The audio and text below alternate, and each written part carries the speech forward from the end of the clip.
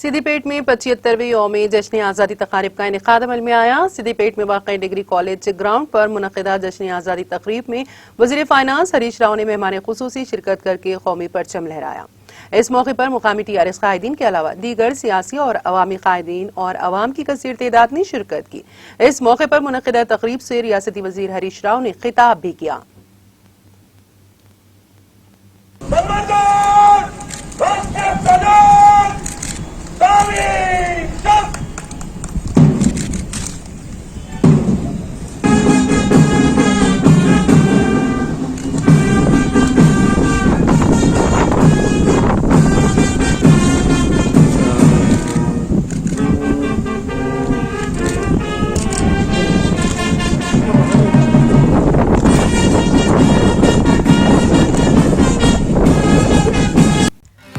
नाज़रीन, हमारे TTV news को सब्सक्राइब करें, बेल आइकॉन को प्रेस करें, शेयर करें और लाइक करना ना भूलें।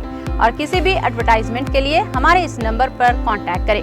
हमारा नंबर है 9550102020 पर।